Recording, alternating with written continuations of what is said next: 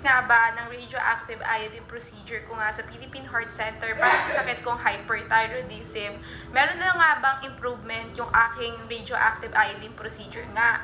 Ang sagot dyan mga mima ko, meron naman din akong iilan na pansin. Number 1 dyan, hindi na masyadong dry yung skin ko. Before kasi, napaka-dry ng skin ko mga mima ko. Ewan ko, kung ako lang naka-experience noon, simula na diagnose ng hyperthyroidism, dry yung skin. Tapos hindi na rin ako masyadong, alam mo yun, nagkakaroon ng acne problem. Kasi talaga before, lalo na nung October 2025, sobrang dami kong acne sa face. Talagang antagal niya bago nawala.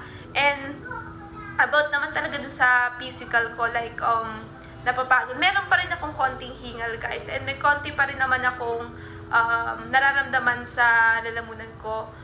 Pero ngayon, wala na siya eh. Hindi na siya ganun kasakit. Dati kasi parang may masakit na part kapag lumuluno ka. Ngayon, hindi ko na siya masyadong nafe-feel. Unti-unti na rin siyang parang nawawala ganun.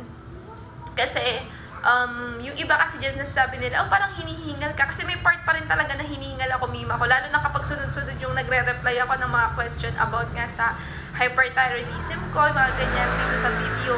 Kasi hinihingal pa rin ako, kahit ngayon medyo hinihingal ako. Pero yung ibang gawain, nakakagawa na ako sa bahay na hindi na ako masyadong napapagod.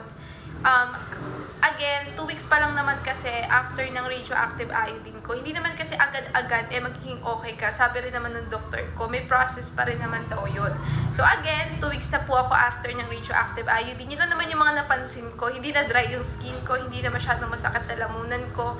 And sabi ng isang lagi nanonood sa akin, sabi niya, hindi na nga daw malat yung aking lalamunan. Kapag hindi na malat yung boses ko pala, sorry, kapag nagsasalita ako. So ayun lang naman, sana nasagot ko yung mga tanong. And kung may tanong kayo about radioactive iodine ulit, mag-comment lang po kayo sa comment section.